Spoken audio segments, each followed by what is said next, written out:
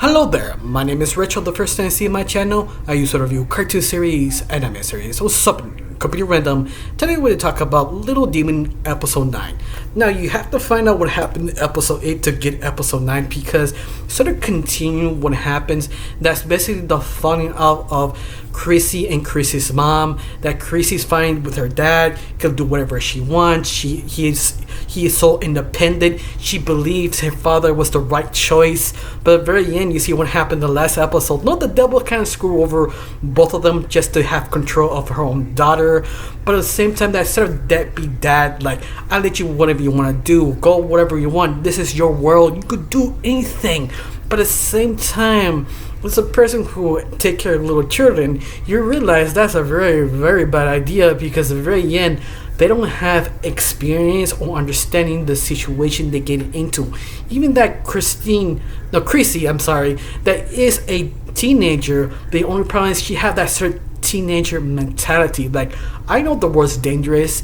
Yes, you do, but at the same time, you don't know the rules, the unspoken rules that you grew up. You realize, yeah, I should not talk out loud or say certain things if I'm alone. And those are the rules that Chrissy never realized actually happening right in front of her. Like saying things out loud like I'm lost. One of the biggest mistake. In fact, plot A following Chrissy is basically the old-fashioned horror camping trip kind of deal. Like you follow a kids are basically going on vacation and they just lost. They go to a certain place they shouldn't. They actually go in a room, a certain place. They heard noise. You trying to follow who can help you get out there. Did everything go wrong?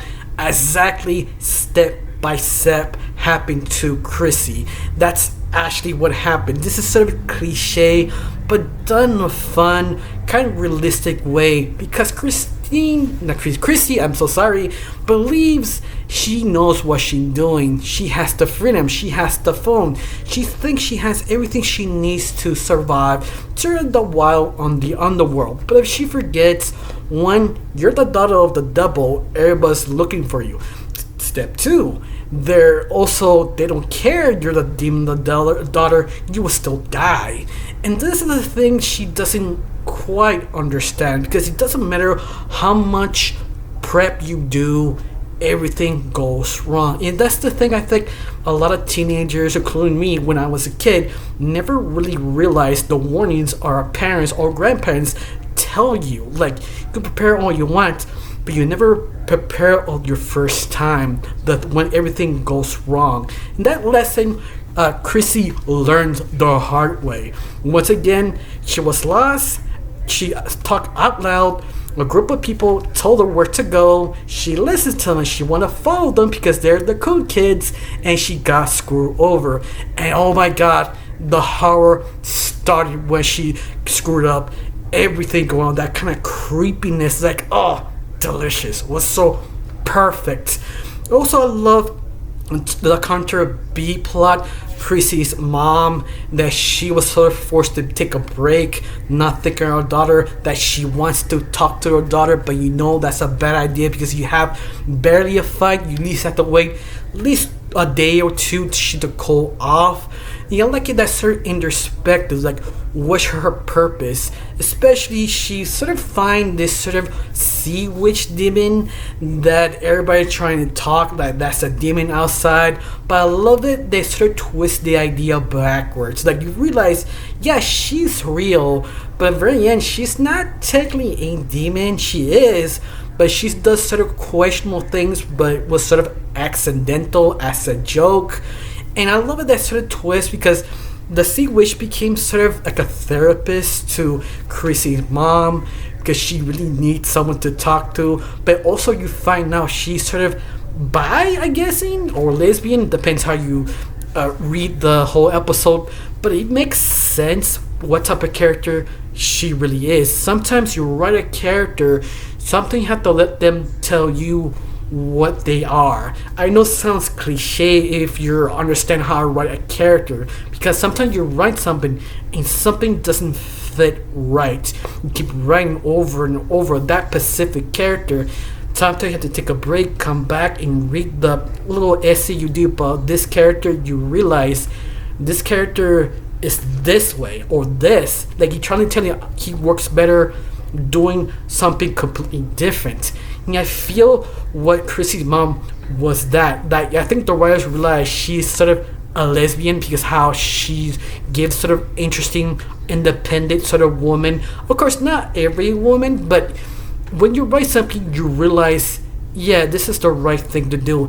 And this episode feels like that. It just felt right because how the character acted. But I love it. They never fall to this cliche like, oh, I fall in love with this other woman, I had to drop everything else. That's sort of cliche.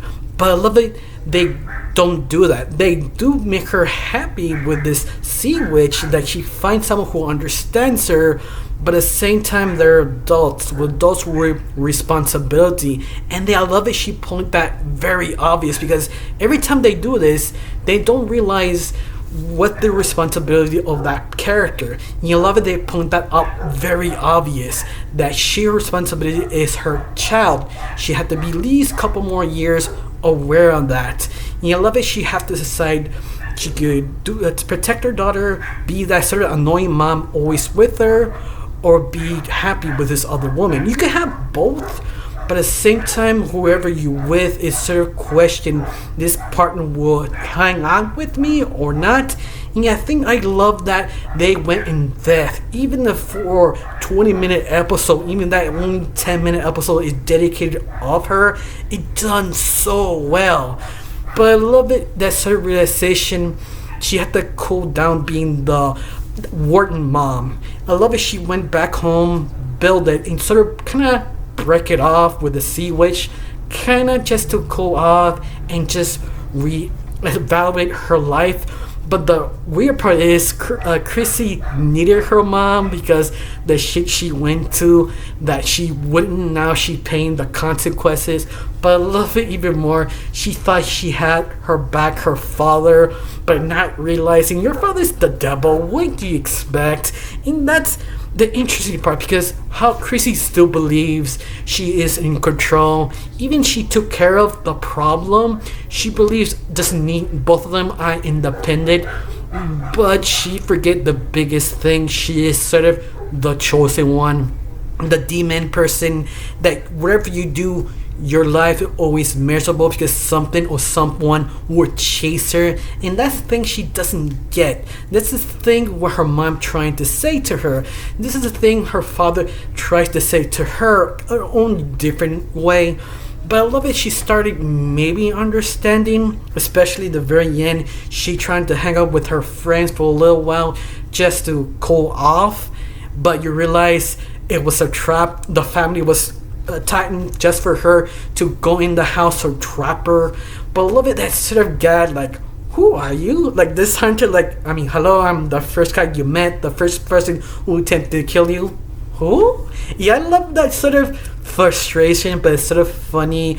Of course, I do understand maybe some people didn't like this episode, maybe they do. To me, I felt this series was cliche but well written, especially if you understand the cliche. And I think that's what Soul works so well. But I love it also show how complex the double really is, who believe he's the one who saved everyone, found the rules, but obvious you can't take care of yourself or your daughter. That means you're completely incompetent.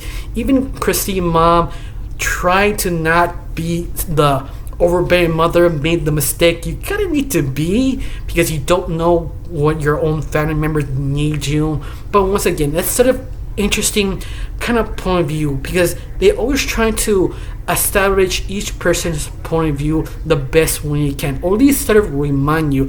It does super well. Now, I got anything else to say? Not really. Just the horror was great.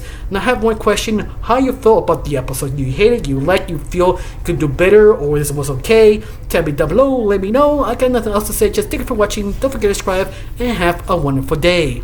Bye.